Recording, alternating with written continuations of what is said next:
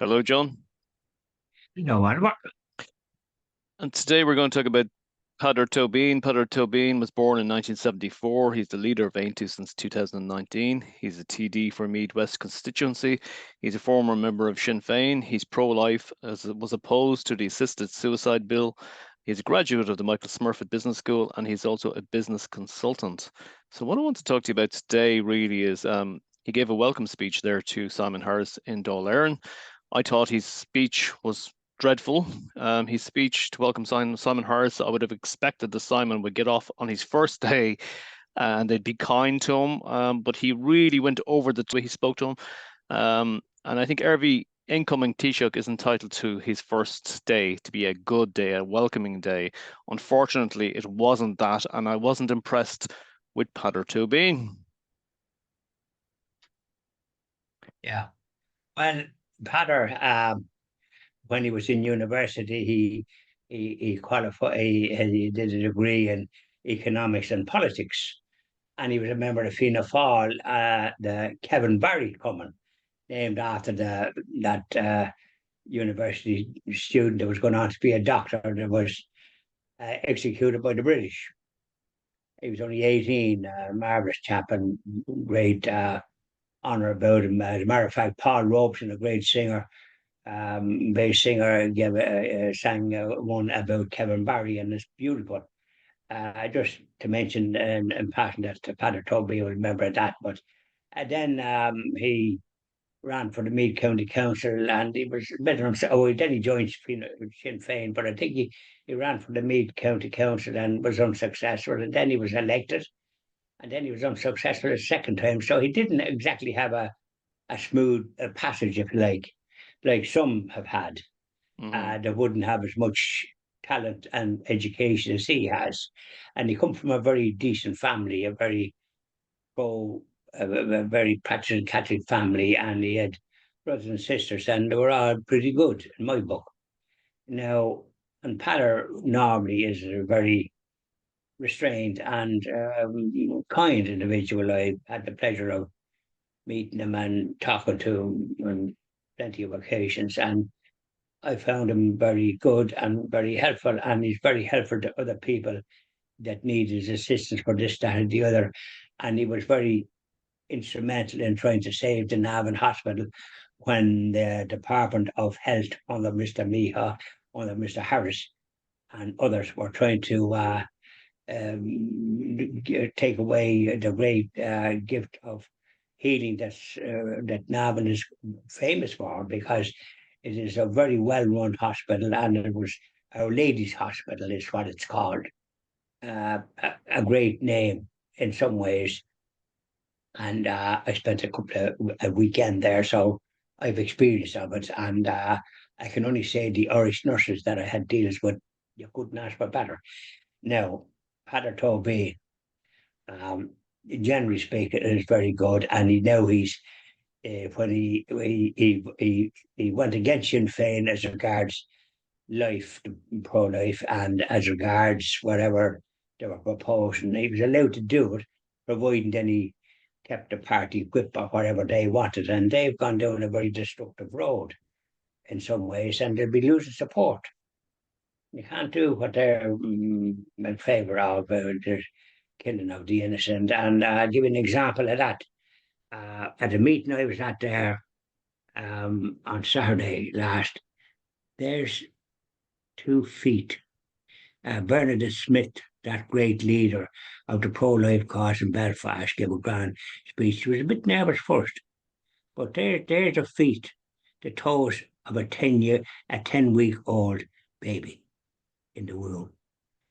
Very well illustrated. Very good. Fully formed. I'm showing that to you to start to show the evil of abortion. That's a child of 10 weeks. That's you when you were in your mother's womb, and that's me as well.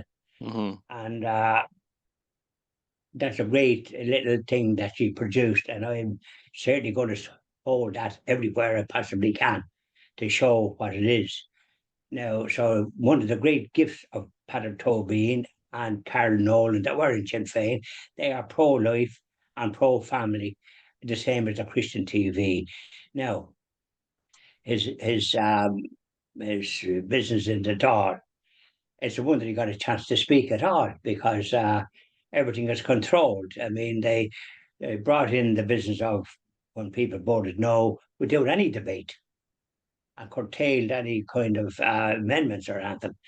So they were kind of roughshod. Now, if you've been in the Dawn and experienced of this hatchet business and that type of thing, it can be difficult and it can affect you. Now, unfortunately, we did a video and hoped that Simon Harris would do good, but he's in for such a short while, and his record, unfortunately, left a lot to be desired, particularly his support, probably with this Mr. Varrica, the fellow that has resigned, for this hospital to be built in James Street.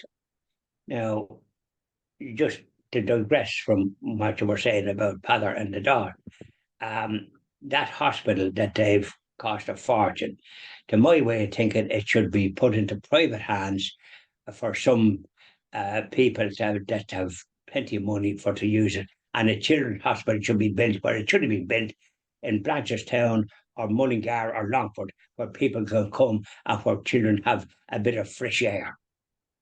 Now, so Paedar,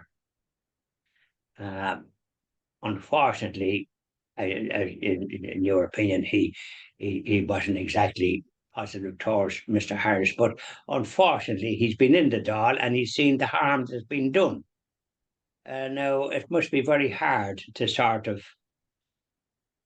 refrain from saying what you found as problematic. And he spoke maybe stronger than might be considered mannerly and all the rest of it. But don't forget, when Charlie Haughey was being elected Taoiseach or being chosen by the Fianna Fáil party, again, he got the leadership against George Colley, who come second, if you like, and he was in Clontarf. And Charlie had some vision. I'll give him that. These are the ones who have no vision now. So Gareth Fitzgerald gave him this compliment. He said he had a flawed pedigree. Now, that's as an insulting a remark as anybody could make because Charlie Haughey wasn't a horse. Flawed pedigree. Okay. So, if somebody said to me I had a flawed pedigree, well, I'd say, well, I'm not a horse. I'm a human being, so I don't know what you mean. What do you mean by a flawed pedigree? Right. Come forward, Mr. Dr. Fitzgerald. Now, he wasn't a doctor medically, studying until he was blue in the face, and that's always a danger. They don't be as kind now, Paedar. I was getting away from the thing, giving you an example of what really cruelty is. And Mr. Dr. Gareth Fitzgerald the Good said that to Charlie Haughey, and Charlie Haughey deserved some bit of, and that was a terrible thing to say, to my way of thinking. And he was a leader of a biggish party as well. Fine Gael was a bigger party than there is now under Mr. Barrycott and them ones. Now, Paedar. Now, if I was in Paedar's shoes, I'd probably have to swallow hard to try and say something nice about somebody that I found abominable in their pro-abortion stance. I mean, you're going to be pro-life, and Mr. Harris was pro-life until he suddenly come into the business of the Dáil and suddenly was getting ministerial positions. So when you're a minister, you want to do it right, and he didn't do it right. So I have to make allowances for Mr. Tóibín. It'd be nice if he could have said something, whatever way he could have put it, and then had his criticism. But we can't be in his shoes to have experienced what he has had to have to experienced. And so I'd find it very hard to wish anybody good luck. And though I did other videos that had a record like what Mr. Harris has, unfortunately, as Minister for Health, I mean, you can't do these things. Yeah, look, I think it can be difficult to I suppose to be parliamentary in a sense with people who have extreme opposing views to yourself, and they have a track record maybe that you're not happy with, you know. But I still think that everybody is entitled to a good first day. And I was a bit disappointed when I was looking at him because I didn't think he would do that kind of thing. I do like his values, you know, he's opposed to assisted suicide, he's pro-life. I mean, he's got many great things. He's a great public speaker. I've seen him Yes. live in Meath some time ago. So he's Yeah. got many great Handsome. things, but I would like to see maybe not just Paedar, but other politicians in the Dáil. Sometimes the way they speak to each other is not. It's. I think they really need to look at how they address each other, how they speak to each other, and to make sure it's always kind of parliamentary type language, you know, and stately. They got to remember they're in a kind of an almost sacred place. They're in the government buildings. Yeah, but I think the board, I think, and I mentioned it with regards to six counties, the DUP that don't seem to have respect towards their Catholic neighbours and so on and so forth. And that's the requirement. So I suppose in some ways that would be nice to have a bit of respect. But I notice in the British Parliament and perhaps in others, they go dog-headed and sometimes they even attack one another.